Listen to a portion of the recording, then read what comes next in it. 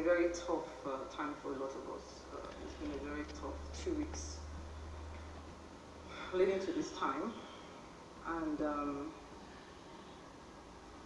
it has exceptionally been very tough for me because coming out from the trauma that we all went through, and after the broadcast, I felt some sense of the broadcast I'm talking about, the broadcast with the president. I felt some kind of dissolution, just like everybody else. It felt like suddenly, everybody was very tired, and rightfully so.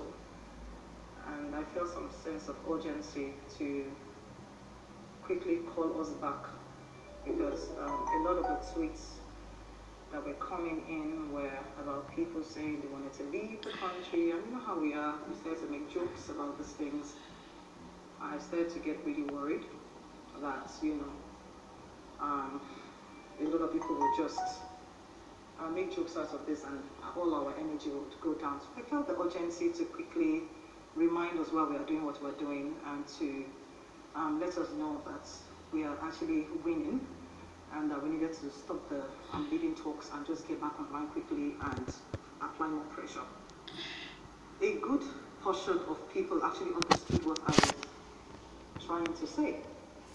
A lot of people actually understood what I was trying to say. A lot of people reached out later and said they understood what I was saying. And so I was very confused as to why people thought that I would mean any harm. If you have been following me, you would know where I stand. I have never hidden my voice. I have never hidden my intention. I have gone through a lot of persecution. I just don't come online to talk about them. I have been an activist for 15 years. Before it even became something that, is all over the social media and stuff like that, I've been fighting. And I have been attacked many times. Some of you have seen this attack. Some of you have had to, support me or, help me out and stuff like that. And there are some attacks that I've never even come online to talk about. There are some that are even quite serious, international, there are many things we don't talk about. So you can understand how very hurt I was, because there's nothing as painful as if you dedicate your life to something, or a group of us, ourselves, that you now feel that you are thrown to the wolves, and you feel like the people who have always been trying to get you now have an opportunity to laugh at you. It's a very eerie feeling. It's a very painful and very alone feeling. I realize now that there were a lot of hands behind the scenes. And when you are someone that people have been trying, the opposition or the people that you fight against have been trying to get for a very long time, usually they would come at me with their own normal pages and stuff like that, and so everybody knew who they were, and people would attack them back and stuff like that. But obviously we are in different times, and the whole system and the whole thing has changed.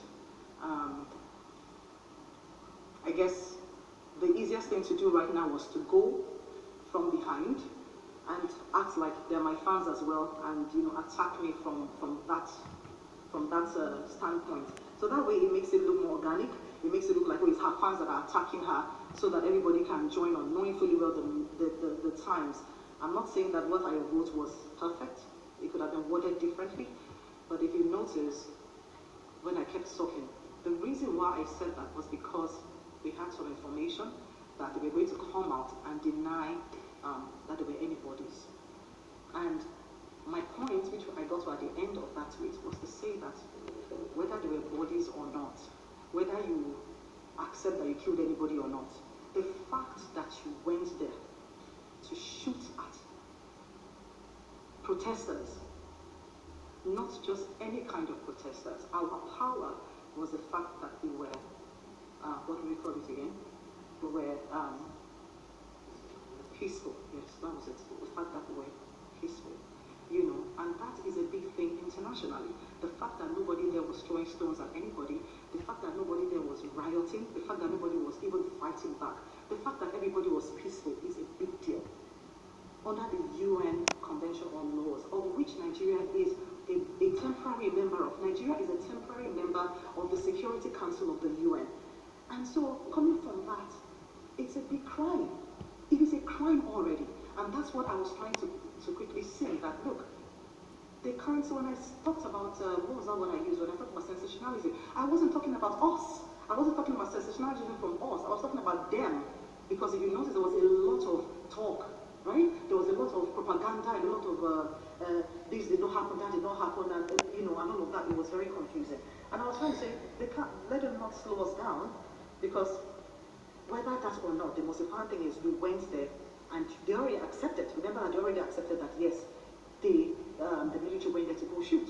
So they can't deny that, and already accepting that is a crime, a major crime. And so I was trying to quickly bring everybody back to that. So having said that, my people, this is what I had in mind. And this is what I tried to bring up. And if you go back to all the tweets that I have been tweeting before that time, you will see that this is where I have been. Now let me go and correct the notion, because I saw a lot of people saying omotola was paid, omotola has compromised, or more omotola. I'm an orphan. I lost my father when I was 12 years old. By God's grace alone, I worked very hard to become where I am today. If you know my story, you will know that I am not somebody that compromises. I am not somebody you can lure. I am stubborn. I'm a rebel. I am not somebody you can lure with money. I do not respect money. I do not live for money. I live for purpose.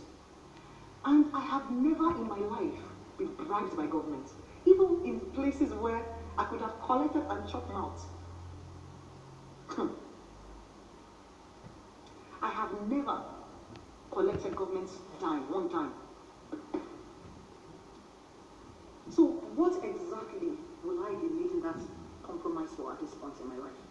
Is it that at this point now God has not blessed me from nothing? What will I want to be compromised for? By who? Where? Who is that person that can bribe me? Please, please, please. It's very painful to hear those things. It's very painful. I've challenged them many times. I've challenged them. I've said if there's anybody out there who is a government official who has ever given me anything, should come out and say it. You knew the other time when we had a fight in Visa, where one of them came out and whatever. He said something about Jonathan, and I said, if you have ever given me anything, come out and break out the proof. Did you see anybody come out with anything? So if I didn't then, why do you think I will now?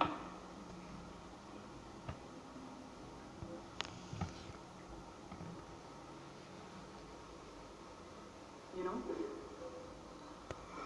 The strategies are elaborate. The strategies to discredit everybody's voice. If you are very attentive and you're very, very observant, you realize that it's not today that this strategy started. It's the strategies evolving. It's becoming more and more dangerous.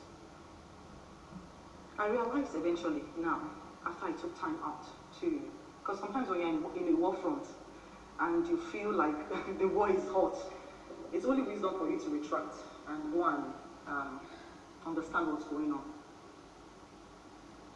And so I realized eventually that the strategy has changed and it is very elaborate. I beg you, please, people.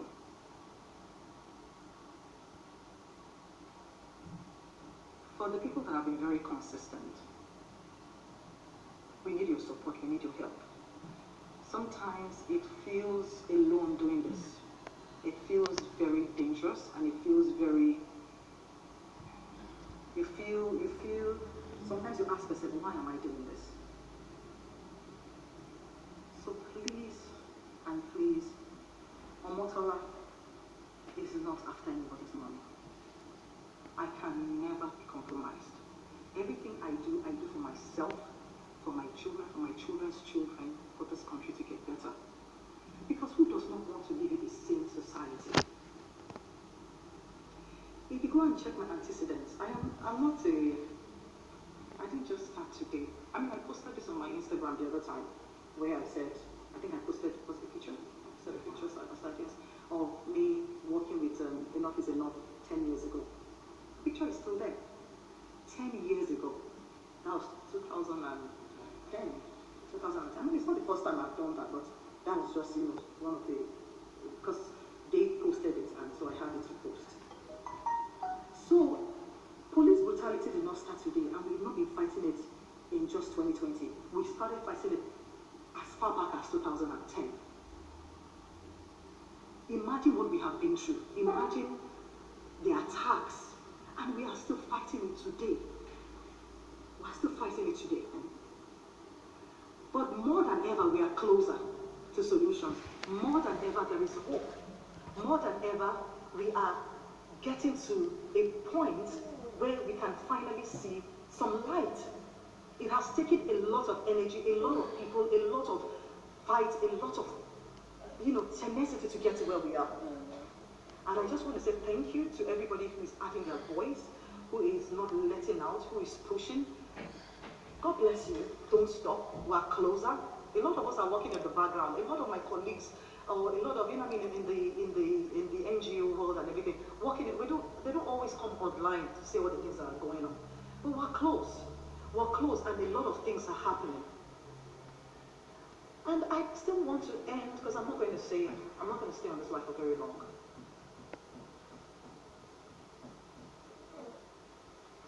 I want to say that I want to talk to the government. Is it possible for you to govern the people that don't want to be governed? Is it possible for you to lead people who have decided they don't have any trust or any kind of confidence in you? Is it possible? Do you not realize that the game is up? If you have gotten away with this for many years, you can't get away with it anymore. It is time to start coming clean. It is time to start coming clean before it gets too bad. I am begging you. Now we have a panel. Please let it be true. Let us find the right answers. And if you cannot, you cannot find the right answers, get out of the way. Get out of the way. To tell the truth,